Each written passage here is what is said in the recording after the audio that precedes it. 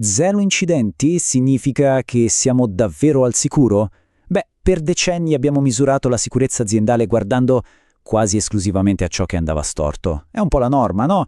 Ma in questa analisi ribalteremo completamente questa prospettiva, perché definire la sicurezza solo come l'assenza di incidenti è, a dir poco, incompleto.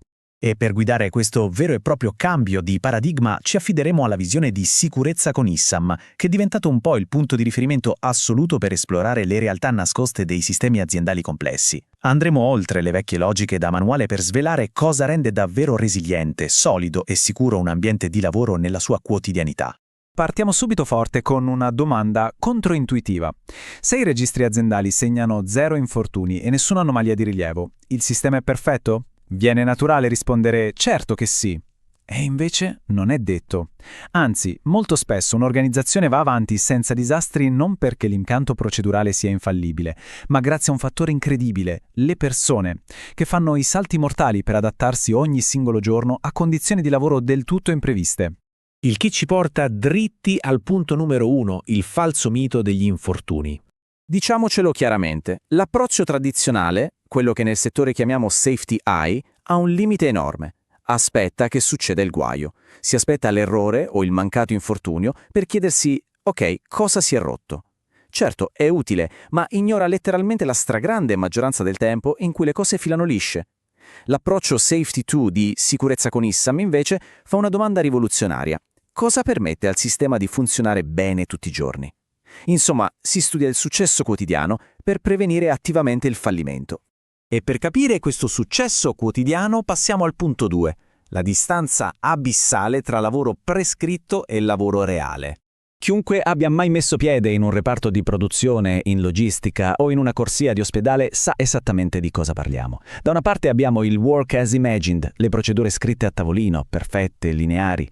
Dall'altra c'è il work as done, la dura e caotica realtà. È un po' come cercare di montare un mobile seguendo istruzioni perfette per poi scoprire a metà dell'opera che mancano 2 viti. La realtà invisibile del lavoro richiede aggiustamenti continui che nessun foglio di carta potrà mai mappare del tutto. E questo ci collega al terzo concetto, che è assolutamente cruciale, il valore della variabilità. Una volta, qualsiasi deviazione dalla procedura era vista come un errore da punire. Oggi sappiamo che non ha senso. La variabilità è il battito cardiaco di un sistema complesso. Pensiamo alla vita di tutti i giorni. Un picco improvviso di ordini, un collega che si ammala, un cambio di priorità dell'ultimo minuto, attrezzature bloccate e l'orologio che fa tic-tac. Queste non sono anomalie rare, sono la normalità assoluta e spingono le persone a compensare costantemente per mantenere tutto a galla. Ed è qui che si gioca un equilibrio delicatissimo, quasi un funambolismo. L'adattamento umano è una risorsa fenomenale. Le persone sono il vero collante che tiene insieme i pezzi di processi imperfetti. Ma attenzione al rovescio della medaglia. Se si chiede continuamente al personale di tappare i buchi di un'organizzazione carente, usandoli come ammortizzatori di un sistema inefficiente, quell'adattamento si trasforma rapidamente in una vulnerabilità critica e pericolosissima. Quindi, come ci accorgiamo che il sistema è sotto stress prima del patatrack? Dobbiamo imparare a leggere i cosiddetti segnali deboli. I classici numeri sui tabelloni di fine mese non bastano, sono ciechi su questo fronte. Dobbiamo guardare ai ritardi cronici, ai famosi workaround, tipo mettere del nastro adesivo su un sensore difettoso pur di non fermare un'intera linea, e poi le piccole anomalie ripetute o l'evidente sovraccarico di chi lavora. Queste non sono infrazioni passeggere, sono le urla silenziose di un sistema che sta chiedendo disperatamente aiuto. Tutto questo ci apre la strada verso il punto numero 4. Dobbiamo andare oltre la ricerca della colpa. Questa è senza dubbio l'anima dell'intera filosofia di sicurezza con ISAM.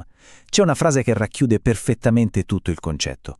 Un errore è un evento, il sistema è la causa da comprendere. Per troppo tempo la reazione istintiva è stata cercare il capro espiatorio, puntare il dito contro chi non ha seguito la regola, ma un'indagine seria, clinica, non può fermarsi in superficie. Non significa giustificare tutto a priori, ma impone di chiedersi il perché. Smettiamola di chiedere solo chi ha sbagliato. Facciamo le domande giuste per mappare l'ambiente. Qual era l'obiettivo della persona in quella frazione di secondo?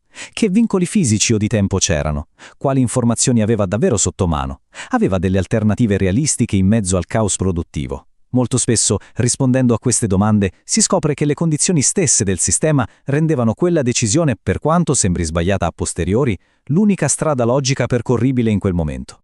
E allora, come passiamo all'azione? Arriviamo al punto 5, i 5 passi per l'evoluzione. Ecco un metodo strutturato per portare tutto questo direttamente sul campo. Passo 1. Osservare, andare a vedere come si lavora davvero, senza la penna rossa in mano per segnare gli errori. Passo 2. Ascoltare, raccogliendo le voci di chi fa quel lavoro ogni giorno. Passo 3. Confrontare, con estrema umiltà, le procedure teoriche con la pratica quotidiana. Passo 4. Interpretare i vincoli reali e, cosa più importante, passo 5. Migliorare il sistema aziendale, l'ambiente, smettendola di pensare di poter semplicemente riparare o punire le persone. Tutto il nostro percorso culmina in questa provocazione, in questa sfida fondamentale. Cosa possiamo cambiare nel sistema? Una vera cultura evoluta studia i successi, non aspetta i disastri.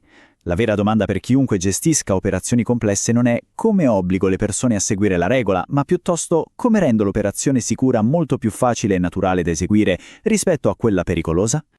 Progettare sistemi migliori anziché cercare colpevoli. È questa la visione trasformativa che sta alla base del marchio Sicurezza con ISAM. È così che si costruiscono organizzazioni intrinsecamente resilienti e molto più intelligenti. C'è uno spunto finale, molto pratico, su cui vale la pena riflettere.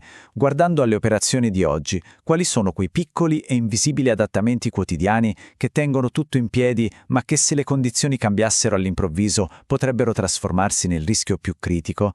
Grazie per aver seguito questa analisi. Alla prossima!